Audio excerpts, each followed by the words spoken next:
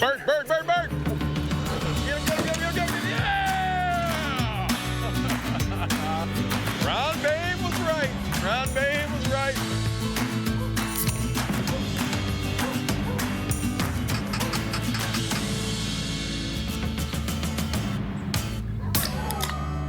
I'm feeling spry.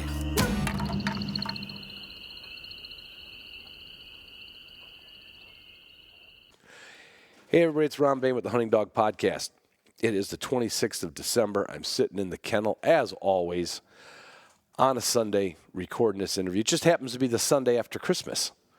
So I hope you all had a good one.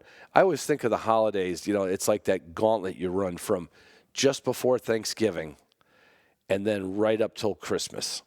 It can be a little stressful, let's be honest. Whether it's travel, relatives, family, kids, presents, shopping. For those of you who don't know how to wrap presents, I honestly, it's the one thing I'm really good at. There's a couple things I'm really good at. Welding, spoiling dogs, and wrapping Christmas presents. My oldest sister, bless her, rest her heart, she taught me how to wrap presents. When I was a little kid, I used to help wrap presents with her. And, they look like you took them to Macy's. That's one of the few things I'm good at. But anyway, we had a great Christmas with the kids in Florida and the rest of the kids up here in Michigan. And my wife reminded me, last night we're watching television. Kids went home to put their kids to bed. That's how old I am now. She said, this is an anniversary. And I'm like, oh, boy, what did I forget?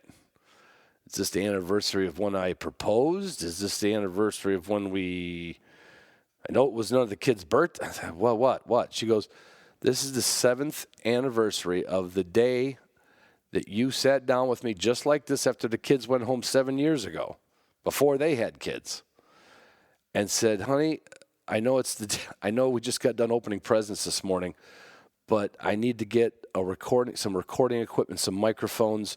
I'm going to start a podcast. And she says, I threw that at her on a nice, relaxing Christmas evening while we were watching It's a Wonderful Life, which came on last night. I think maybe that's why she remembered. And she's right. It was Christmas Day, and everything wound down. And I had just wrapped up. I think I got home on the 21st from doing a Meat Eater episode, hunting cranes in Texas. And Yanni had pulled out, that's Steve's producer, he pulled out this suitcase with a bunch of headphones. And we all sat down at the kitchen table in this house they rented for us. And we did a podcast. And I was like, I thought, and I really thought, as much as I had been listening to podcasts for a while, there wasn't a gazillion of them out there. And there was certainly nothing in a genre that I was uber interested in, or my passion being upland bird hunting. And when we're literally doing that episode, my mind was one. You ever get that where someone's talking, all of a sudden you've got a whole different scenario in your head, and you're going, what? When we started doing that, I could see myself sitting in that kennel building at the high top table where we play euchre and the dogs can't steal everything from. I saw myself recording podcasts once I knew that this was just purchasable equipment without a sound engineer. Now, granted, if you've been listening long enough, my sound hasn't gotten that much better. I don't have an engineer. I don't have a producer. This is 100% DIY. But I literally had visions of me doing a podcast when I was recording the podcast with Steve in Texas. And, it was 7 years ago yesterday that I presented that option to my wife. Basically, I said I had to have it, and she said no, and I said yes, and she felt bad for me and whatever. Who knew it would turn into this? Who knew? I knew that I did a lot of research. From the time I got home till Christmas morning, I was Googling how to start a podcast, how to serve up a podcast, what do you need equipment-wise, and I started listening to a podcast that was about making podcasts and just sucking up information like a sponge. And I was like, okay, I can do this. Well, I needed the equipment, And, the rest is I don't want to say it's history. The rest is all water under the bridge. Along the way, this turned into a lot more stuff than I thought it was ever going to turn into. In the beginning, I thought it was going to be kind of a autobiography of friends and family, and I didn't know it was going to go in this many years. And then a few people came on and sponsored, and all of a sudden I got a Patreon account, and then I've got some patrons that have been with me from the day I opened my Patreon account, and I can't thank you enough. And that is something on top of all my other sponsors, which you know my title sponsor is Pike Gear, technical clothing for the Upland Hunter. They are on board for another great year, new products, new pants, all that stuff. Onyx Maps, we got a project coming up with Onyx we're going to be working with the Upland Institute. We have CZ USA. I couldn't be happier to have CZ USA as a gun sponsor. Boss Shot Shells, I couldn't be happier than to have Boss Shot Shells. You know, there's the world's going non-tox. Let's just get it right out on the table.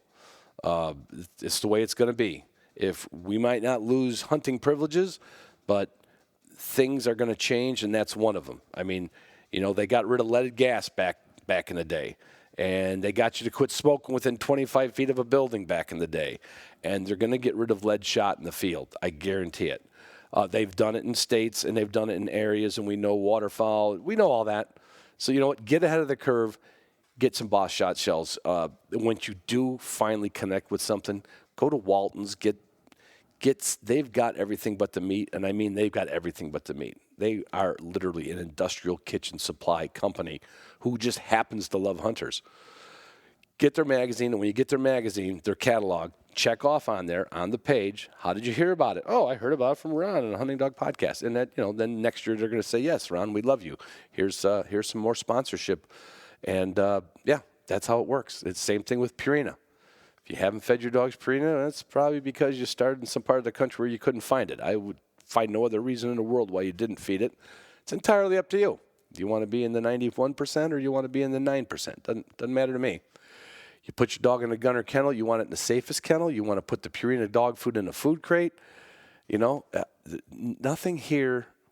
God, I'm looking at this list of my sponsors, and I am tickled, you know. Gunner Kennels, Garmin is the leader in canine navigation and training. Canine Athlete, leader in supplements for your dogs, Hydrate and Recover, New Dog, Probiotics. W Hunting Supply, the best service out of any. I mean, you talk to anybody, and I get a lot of letters. They're starting to come in more and more because people hear me talking about them writing letters. DU Hunting Supply, W Hunting Supply. You can't get better service. You're going to get the same product you can get from Amazon. You don't want to try to return something to Amazon. You get a hold of Jason or Buddy or the crew at W, and you'll feel so good about your next purchase. Yeah. And most of this stuff you could shlove. You hear what shlove is? It's like slide and shove. That's how I kind of treat my deck drawer system. I treat them kind of like giant junk drawers in my truck. That way, less of the stuff is in my truck, and all I got to do is pull a drawer out, 5-foot-long drawer, and dig through it like a drawer in a house, and then shove it closed, never look at it, never see the mess. I love my deck drawer system. I love Shooting Sportsman Magazine because they really are about people, places, birds, dogs, and celebrate the lifestyle that we do. The Upland Institute, what do I say about the Upland Institute? Well, it's partly mine, so of course they're a sponsor of this show, but I'm serious. We are going to have some really cool stuff coming up. We're going to be tracking some of the students of the Upland Institute. I'm going to be doing some episodes where I've got 3 or 4 people that have dogs somewhere around the same age that started the foundations. I'm going to have people come on that have taken their dog through the trained retrieve. We're going to talk about it. We're going to break it down. If you want to be a better trainer, get Upland Institute. If you want to have a better dog, get Upland Institute. Yeah, that's just the way it is. You could say what you want, but we could all use to be a better trainer. I'm putting Tagus through it, 100%. I have not. I will say I did not put him on a tie-out stick yet. It's been a little cold. I usually do that in a springtime with the dog, but calming touch, wait to be released, all them little foundation things that when it's time to teach him whoa, he's going to understand the language. Yeah, he will. So I don't know if any of you Well, let me see. Where do I want to start? It was, I said I had a great holiday. It had a real dark cloud in it, unfortunately. We left Sue's dog with our daughter while we went down to Florida to see one of our other daughters. And we took Taffy with, because Taffy is just low maintenance. I mean, the dog just stays under, just like when she hunts, she's right there. She comes when called. She gets along with other dogs. And, my daughter's got 2 big dogs at her house. And so I always take Taffy. Just throw her in a little Gunner small crate. Boom, you don't hear from her. Well, sadly, I'll get right to it. Sadly, we lost Taffy. Not lost her, like lost her lost and found. We saw a little problem in her disposition right when we got to Florida. And I'll go over this with my Zoom room people on Thursday because it's long. I'm like my mom. When I start telling a story, it can go into. We could be here for another 40 minutes and blah blah blah blah blah. Sad note. I noticed a difference in her stool. I was concerned. I went to my daughter's vet in Florida. Dog was diagnosed with whipworms, which is, could certainly have something to do with diarrhea, but there was more to it than that. And I just had this feeling. And, when you've had dogs long enough, your feelings aren't usually too wrong. I just noticed a little less in her. Now, she could still jump on your lap from 5 feet away, sitting on a high top chair. The spring was still in her legs, but it wasn't in her eyes. It was just a little different. And all your dogs, I don't care if you have 1, 2, or 5, they all got their personalities. They certainly do. And like Zara, Zara will look at me for about 5 seconds. Itty will look at me for 10, 15 seconds and then annoyingly put a paw up on my face because I think she's being good. Bravo just stares me down and says, "Hey, what am I doing in the kennel? Get me over by the wood stove."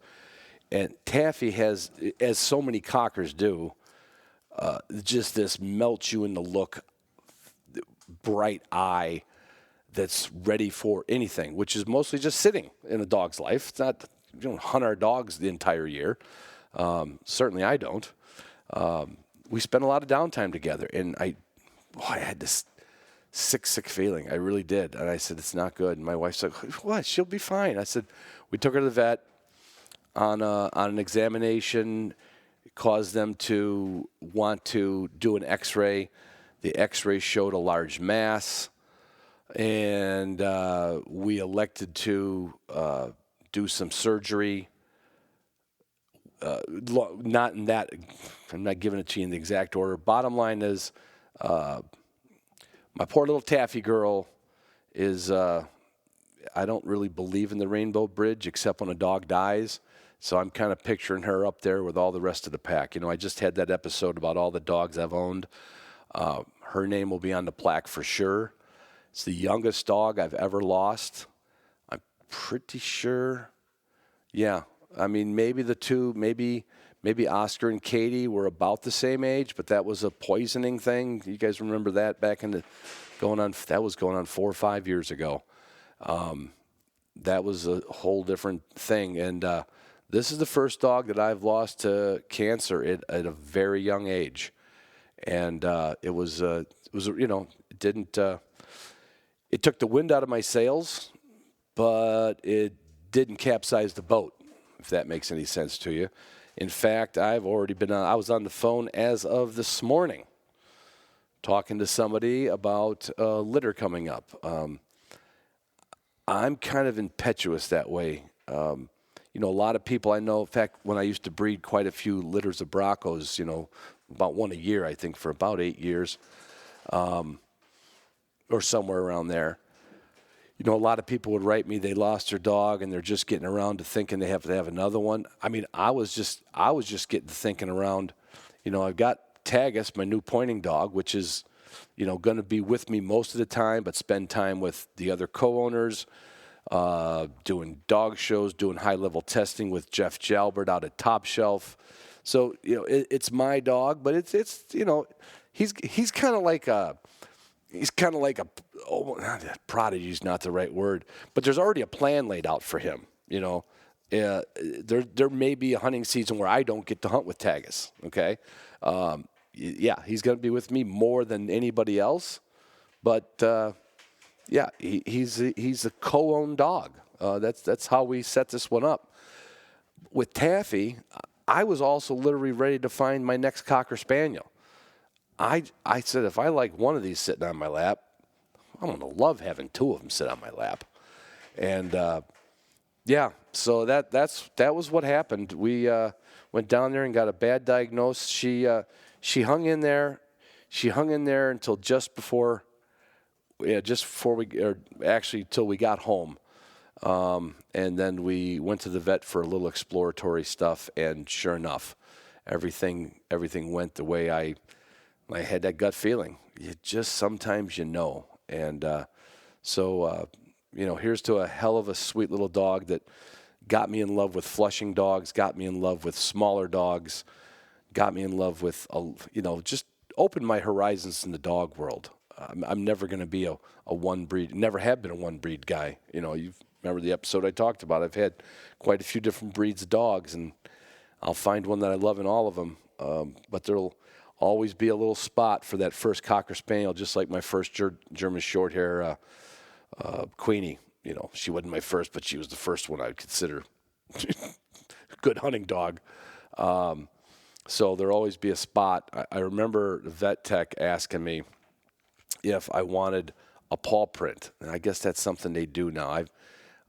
The last few times I've had dogs put down, my vet comes over and we take care of it right here, or in the back of my truck, or this time I was approached by one of the people at the place and said, would you like us to do a cast paw print in a little plaster or something? And I didn't know they did this. I guess I did once she said it. It wasn't that foreign to me. And I couldn't get the words out, but what I wanted to say, I kind of just shook my head, because I was certainly it wasn't on my A game in the vet clinic. But what I wanted to elaborate to her, and I don't think I could have done it at the time without crying, was, no, I don't need a plaster cast of her paw print. She's already got a print on my heart, and it'll never go away. And so I just want everybody to know it was a sad thing, but there's always a silver lining with everything. I don't know what that silver lining is yet, but there'll be a silver lining coming up. There will be, and there'll be a new Cocker coming. Like I said, I'm already late. My wife's heard me talking, and she's like, "Are you?" And she's, never mind. She didn't want to she second guessed the podcast, and she still apologizes for that. And I think she knew that the next Cocker was coming. It's coming as soon as it can come, but I don't have the deal. It's not a done deal. It's not a done deal, but I'm just letting you know. I got to get back on the horse. I'm just that kind of person. I have to have dogs around me. And I've got 4 of them, but I still got to have one little taffy dog. I got to have one little Cocker. Just annoys me enough that just gets away with everything. What a little brat she was. Honest to God. A lot of my listeners have met her at shows, and a few of you have hunted with me and seen me out north. This dog was spoiled. I mean, most people don't let their dog just jump on strangers. That's like your big dog. Oh, no, don't. Get down, get down. No, Taffy saw every lap as hers. She didn't ask permission, and if you didn't like it, she would just go find another lap. She surely is missed, but will never be forgotten in my long list of dogs that have gone by. This is the podcast. I'm just going to give you a little bit of updates, okay? This is another thing that I have not talked about on the show. I might have alluded to it, and I know I've talked about it on some Zoom rooms. I'm going to talk about it in greater depth on my new, I don't want to call it a new podcast, on an additional podcast I'm doing for Patreon patrons on another, what they call another tier. I'm going to start doing a once a month, we're going to call it Dog Talk, but it's going to be more like, it's going to be like Ron Boehm Unfiltered. So, I'm pretty unfiltered right now, I'm pretty unfiltered about everything, and but there's a lot of stuff that's happened in the last year. That's literally it's sad. It's really sad. There's things I would like to say sometimes on the podcast, and even though this is a monolithic broadcast, that means you have to tune in to listen to it. Apparently, you can hurt somebody's feelings. So I'll get into all that, but I do want to tell you that this was something this happened in August or September, and you don't need a lot of details on it. I'll give you what you need to know, because I know there's people who've heard rumors about it. I know there's people who have firsthand knowledge about it. I know there's people that listen once in a while to the show. They don't do anything with NAVDA, and they could probably care less about it, okay? But for those of you on the NAVDA side of the world that listen to my show, you may have heard rumors, you may have heard this and that, or you may have been with me at the Invitational when I went down to pick up Tagus. And I'm not going to go into big detail, but apparently in a podcast that I did last June, I hurt the feelings of somebody. Now you could say what you want about that. I've probably hurt a few people's feelings, and a lot of people have hurt my feelings. And you know, when I pick on my dogs, I'm pretty self-deprecating. I've told you about my worst dogs, and I've told stories about them from soup to nuts, right? Friends that know me well literally know that they can make fun of my dogs because I'm proud of my dogs. You don't really hurt my feelings. That's like having a gorgeous, like, I got 3 gorgeous daughters, and somebody comes up to me and says, you know, these kids are pretty smart, Ron. Too bad they didn't get any looks. I'd be like, you're an idiot. They're gorgeous, right? You know your dog. Anyway, things are getting a little wonky when you get your feelings hurt, and then you can affect, like, if I said something to you, I'm just going to pick you, Joe 12 Gauge, just you. Out of everybody listening, I'm talking to you. If I hurt your feelings, you're going to feel better in a day. You're going to feel a lot better in 2 weeks. And that's subjective to being, were your feelings really hurt? Or did your friends tease you? Or was it the truth? But you're not going to carry this to your grave, okay? I made a habit of reading my iTunes reviews back in the day. Trust me. You want to get a dose of humility? Start a podcast, and then once you get popular, which this podcast certainly is, it's the number one listened to in its genre in the world, right?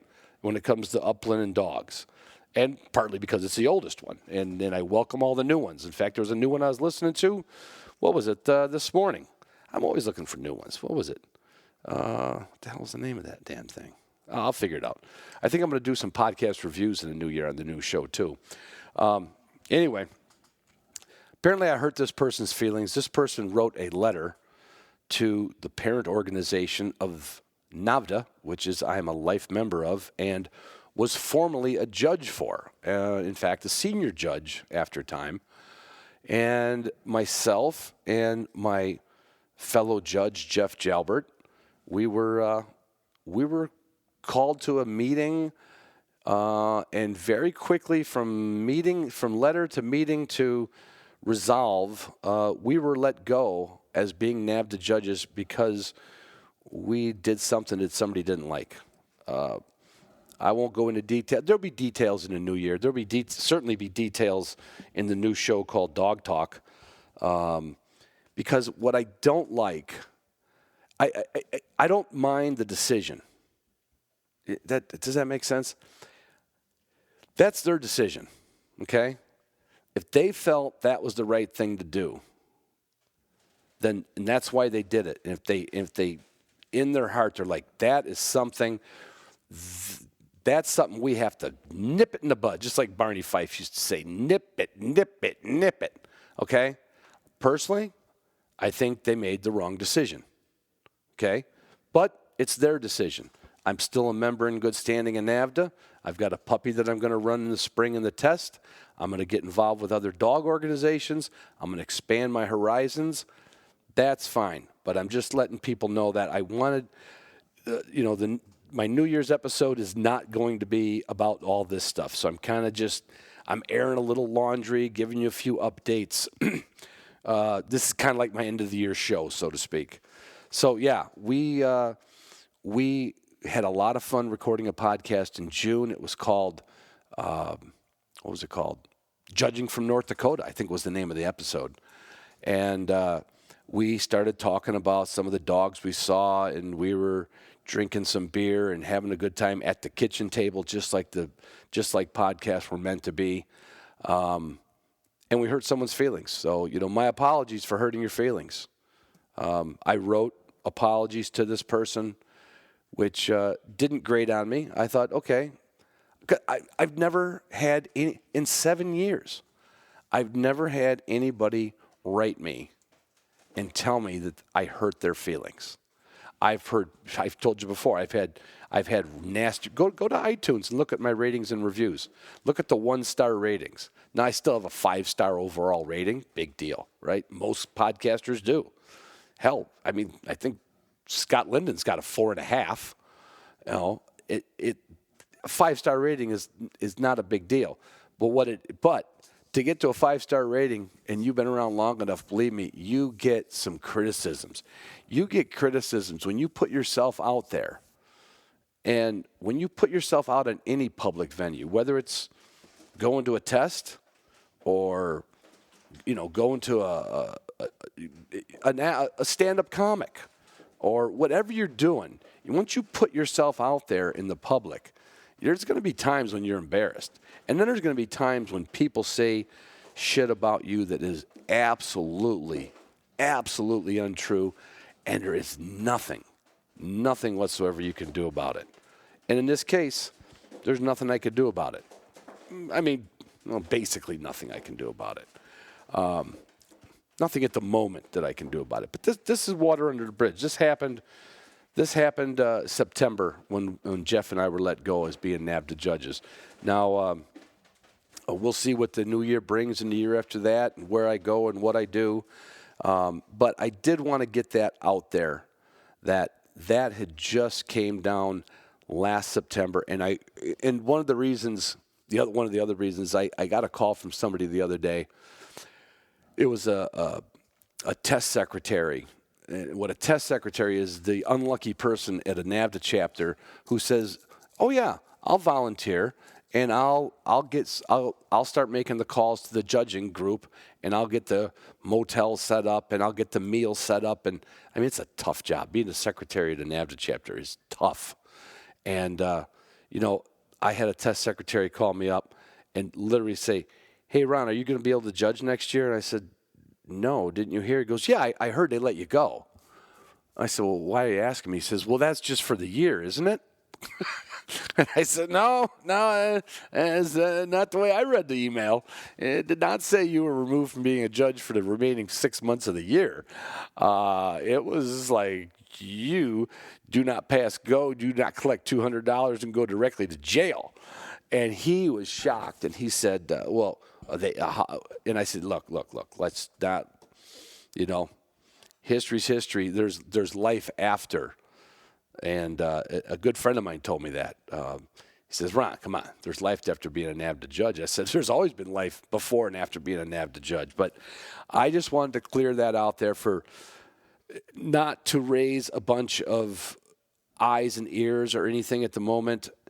Just for any of you, and I know when you listen to podcasts, for a lot of you, in the same way with me when I listen to certain podcasts, I feel like I really know that person.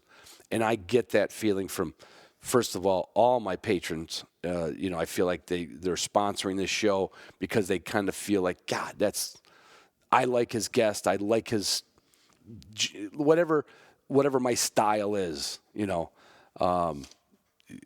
they're member. And then there's thousands of other ones that I know I bump into. I met literally on the way into the vet's office, coming home for Christmas with a sick dog. Here's a guy walking in with a First Light jacket on. He sees my truck. He says, "Hey, Ron, I love your show." Now, I'm going into the, he has no idea why I was going to the vet that day. Okay, and I looked at him because I saw the First Light jacket. That's usually an indicator of a meat eater guy, right? And I said, "Well, thank you. I love your jacket." And, he's probably goes home and he's telling his buddies, "Hey, you're not going to believe it. I seen Ron." So that's why I'm telling you about these kind of things, about, a little bit about taffy. I'm not going to go into it again on another podcast. I'm not going to go into the NAVDA stuff again on another podcast. But I will on the new show. It's not a new show. Again, I'm not stopping the Hunting Dog podcast. It's going to go on until I can't go on, till they throw the last shovel of dirt on top of me, and I'll probably still be talking. But on my extra Zoom podcast, my one Zoom podcast a month, if you're passionate about all this other stuff, or if you really want to get the, as Paul Harvey said, the rest of the story, that's going to be a place for people to go and have some real fun. Zoom rooms are fun. This is going to be real fun. Something else I wanted to talk about. Again, so many of you know my affiliations with Steve Ranella and the Meat Eater crew. And with that affiliation of knowing Steve since he was, 18 years old and being, really good friends. I mean, I was at his wedding. I see him and the family every time they come in. I'm very close to his brothers, Danny and Matt. So for you Meat Eater fans, podcast, television show, or otherwise, and I know when I get together at Pheasantfest, which I will be at this year with our booth, it's going to be a lot of fun.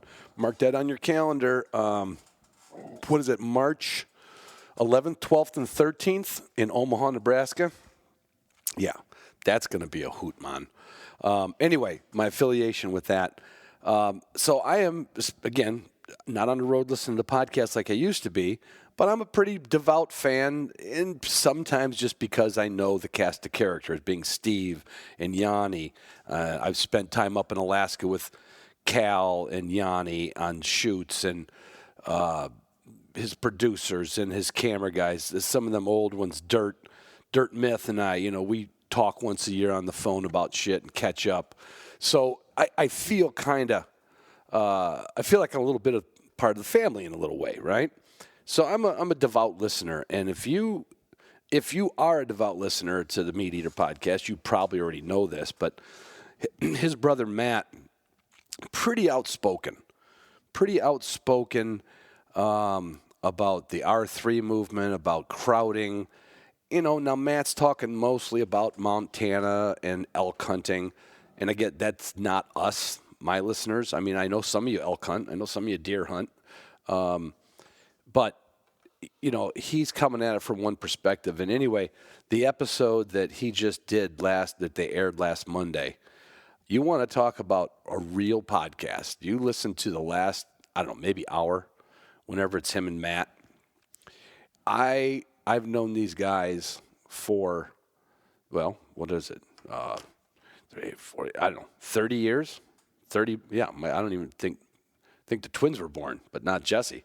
So I've known the boys for 30 years and hunted with them. I go up. I built a cabin up in Alaska with Danny.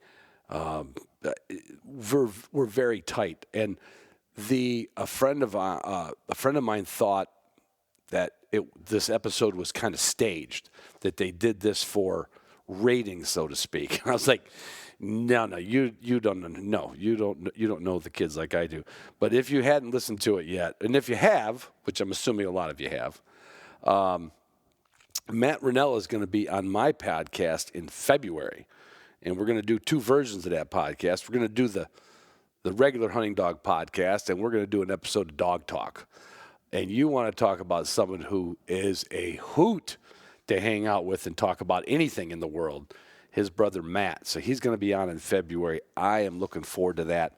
But at the same time, I did want to kind of talk about, he put a challenge out there. he put a challenge out there for social influencers. Now, I guess I'm a social influencer to an effect.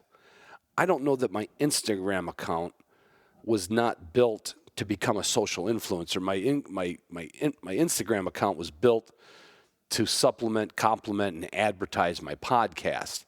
And of course, in those pictures that you post up there, I've got silly ones, I've got nursery rhymes, I've got cooking, and I show my fair amount of dead critters or friends that send me pictures of their dogs. And, it's like that. It's a little bit of a trophy. It's a little bit of a brag, right? And back in the day, there was brag boards in sporting goods shops, but they didn't just jump onto your phone. They didn't just show up in your feed where, if only the people I followed on Instagram showed up in my feed, I would have control over that. But that's not how Instagram works. You get stuff that you didn't ask for. And Matt put out a challenge, and I'm not going to make this decision up until Matt and I sit down and do a podcast about it. He put a challenge up there to not show a dead critter in your posts, in your Facebook or your Instagram post. I'm not agreeing or disagreeing with him at this point. But it did give me pause for thought. And I'm like, well, it wouldn't be a big deal for me. I don't hunt that much anymore. What's the difference if I had a picture of me sitting on a tailgate or me sitting on a tailgate or my dog sitting there with yet another posed picture of putting the bird in his mouth and making him sit on the tailgate, which I've done some. I did one with Taffy with a dove, and I've done them with Bravo and Zygon. And I got a picture of Zygon back in the day before social media. This is 25 years ago. But I made him hold the fish. He took a steelhead trout, took two of them actually, out of a creek, ran them down on a very shallow creek that was drying up, grabbed two steelhead trout, and came back up to the road with both of them. And I made him stop for a grip and grin. Are grip and grins bad? Are they good? Are they neutral? Does it matter? Why are you doing it? Does that matter? I mean, what does a person think what are you looking for? And Matt brought up on that episode things that made me think about, like, why did I put that picture up there? Do strangers need to know what I'm doing? Because you kind of think of it like when you get a like or a friend on Facebook.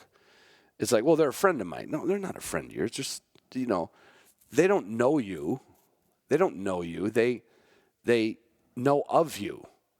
So when you do that, would you be afraid to just have an Instagram account that was just pictures of you working? I mean, there's people out there that, woodworkers that just have videos of working on a lathe or building a chair, or building a house or drywalling. I'm like, so is that bad? Are they giving building a bad name? I don't know. But I'm telling you what, we are going to have one heck of a fun episode when Matt gets here, because Matt will he'll take his stance, I'll take mine, and we will get into back and forth, open-minded discussion about that. And then after that episode airs, then I'll make my mind up.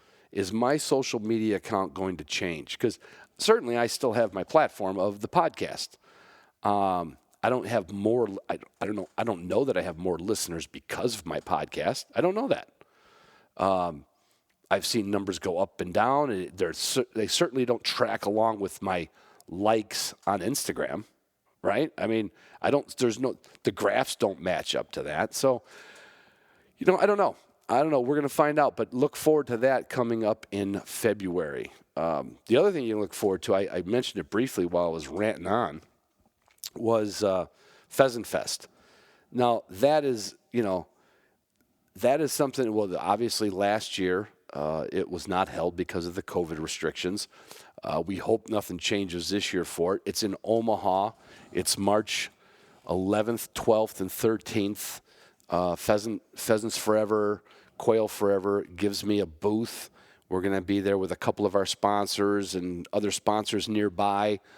We're going to be over in the bird dog section of things, and it's going to be fun. And if you've been to them before, I know you're going because you won't miss it. And if you haven't been to it, it's the perfect time of year. I mean, it's probably even a little early. for the woodcock to come back up north. Like we could start chasing woodcock in, end of March, early April, that, come back, we get the dogs on some wild birds, but no gun season. But really, first, second week in March, yeah, that's the perfect time. Go to Omaha, I'm going to be there. Roof will be there. Friends of mine, a lot of friends are going to be there. They're going to help me with the booth. That's right. I'm talking to you two. I'm talking to you two hardy hunters. We're gonna have a lot of fun there, and you don't want to miss it. If you've never been to a trade show, then you can't picture what Pheasantfest is like for hunters. But if you've been to a trade show, whether it's machinery or office supplies or medical, whatever it is, and if you have a good time at a trade show, you multiply that by like 4, because you got all kinds of shit to see and do, and banquets to go to and bars to go to, and it gets pretty wild, actually, to be honest with you. You think it would just be, no, it runs hard. It runs hard, so look forward to that. And then another thing I'm going to be doing in the new year, I was just asked this last week. I gave him an 85% yes because I haven't asked my wife if this weekend was open. Now, on my 4-month planner, the weekend's open, but sometimes she'll tell me things. She goes, oh, don't forget we're doing this then. So I got to sneak into her Google Calendar, which I think I can do with my daughter's phone because they share Google Calendar so they know when they're babysitting and when we're coming over and when they're doing a cooking class together. March 4th and 5th up at Shanty Creek, that's by Torch Lake in Michigan. I'm going to be, or I've been asked to be the keynote speaker at the Michigan Bear Hunters Association banquet. And it's a big one. Elijah tells me that there's like 500 people, politicians, conservation organizations show up, and a whole lot of bear hunters. And I had a little experience bear hunting the year before last, and I've taken a bear before, up in Alaska. I'm going to be having, and I've been always looking for more hound people episodes. I'm not connected to the hound world like I'd like to be. And so that is going to be fun. And I'm going to do something that I was planning on doing. This is going to go back to the NABDA thing. I said I wasn't going to get into a lot of detail. And this isn't really detail. But I had also been asked pre-COVID to be the keynote speaker at the NABDA annual meeting by the California chapter. And they again reached out to me this spring and said, Ron, I know you agreed last year, but we were canceled. Would you come out and be the keynote speaker? There'll be, in whenever it is, January, February of 2022. And I said, yeah, I told you I would a year ago, and I'd certainly come out there, and get out there. And I had a PowerPoint demonstration I'd been working on. Because I'm not a trainer. I can train a dog, but I'm not a trainer. Just because you own a toolbox and you have a garage doesn't make you a mechanic, right? You can change the oil, do a brake job like me, but I'm not a mechanic, and I'm not a dog trainer. It's not my shingle. I'm a millwright. You ask me how to fix a conveyor or install something, I can take care of that. But I thought, well, if I'm going to be a keynote speaker, I've got a lot of things I can talk about and a lot of things I'm passionate about. But the one thing I can always do is I love to make, again, goes back to one of the reasons we're not judges anymore, Jeff and I. I like to talk about dogs and breeds, and if you're thin-skinned, I am sorry. Welcome to the world of hunting. I don't care. Welcome to the world of bowling. You know what? Because if you're bowling with me and you throw gutter balls, you're going to hear about it, okay? You don't ignore when you're. I bowled on the league one time. You mean to tell me that you had a bad night of bowling? Your bowling buddies drinking beer were not supposed to say anything to you? Oh my God! Well, that's how I was going to approach this keynote address and keynote speaker for the NABDA meeting. I was going to have a PowerPoint demonstration, and I had been working on it because I had a lot of time to work on it. and it was going to be about all the different nabbed breeds. And there was going to be cartoon caricature figures of all the breeds. And I was going to pick mercilessly on all the breeds, kind of like Don Rickles did back in the day. Only a few you know who that is. But I knew that, you know what? When I'm picking on this dog or that dog, the owners are going to laugh at themselves and them dogs because they know even if there's a sliver of truth, it's a sliver of truth, right? I'm not doing it to hurt anybody's feelings. I'm doing it to entertain, just like I do this show to entertain. Once we received our letters of resignation, I was also told that I will not be allowed to be the keynote speaker. Yeah, I will not be allowed to be. And I'm like, that doesn't seem fair. You're slapping my wrist for something I said. I hurt someone's feelings. You don't feel like myself or Jeff should be a judge anymore? Well, that's the way you feel. Why they could tell the chapter, who's in charge of their own meeting, that I will not be allowed to be the keynote speaker, that threw me off. And we're going to cover that on an episode of Dog Talk next year. But anyway, going back to the Michigan Bear Hunters Association, I'm going to do the same thing. Now, I'm going to need some help from my bear hunting friends, and I got a few of them.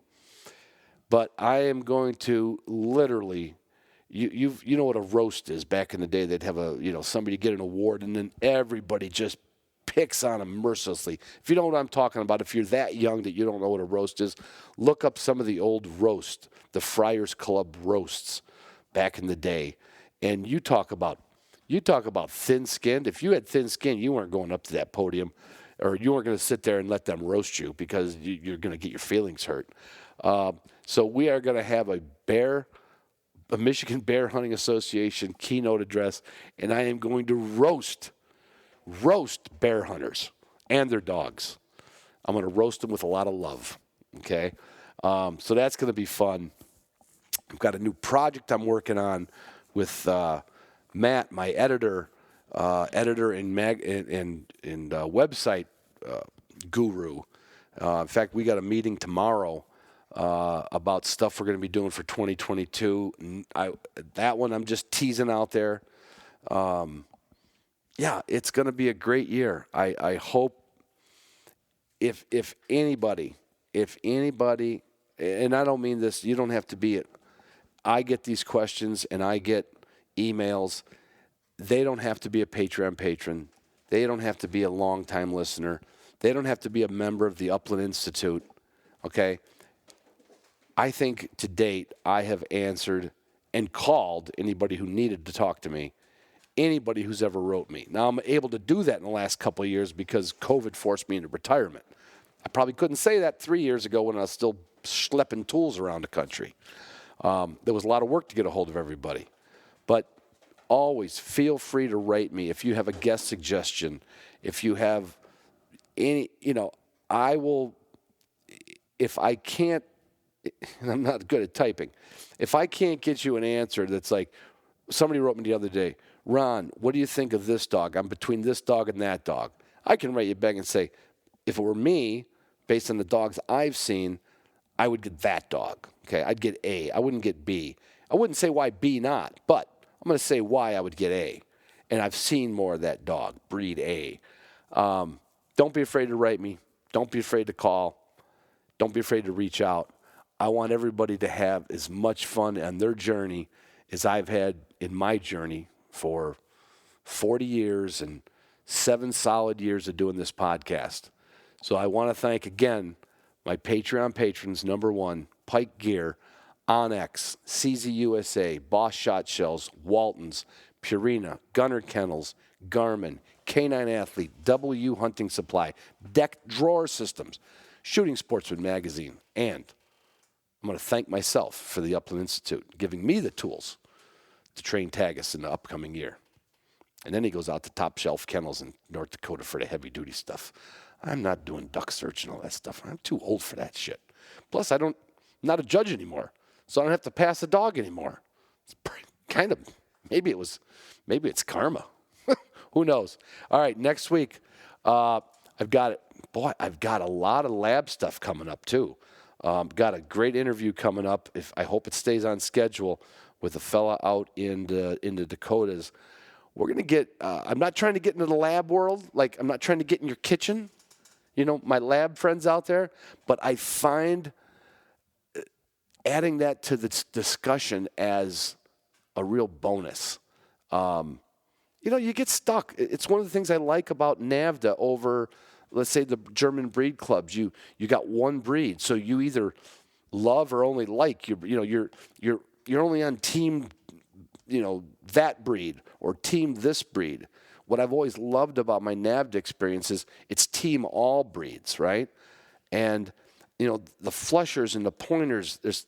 It's not like the Mason-Dixon line. I've never met a lab owner that didn't like pointing dogs. I've met some that didn't want one, and vice versa. I've met pointing dog guys that don't want a lab. But we're all buddies. But I've lacked in covering them, and I've got a lot of questions, especially with my short experience with Taffy. She didn't even. I didn't even get her to her 4th year of life before she left. But like I said, I'm getting back on the bike. I'll have another flusher. I'm going to be going to some more flushing events. There's some really cool stuff that we don't always do. And a lot of cool stuff you can do during the year that a lot of us, be honest, we ain't doing dick in the spring and the summer, right? We're just, it'll be fine. I hunted last year. Dog knows how to hunt. It's genetics, No, there's a lot more fun to be had with your dogs, and let's have it together. Have a great one. I love you guys. I love you girls, and I always love you girls more. Talk to you next week.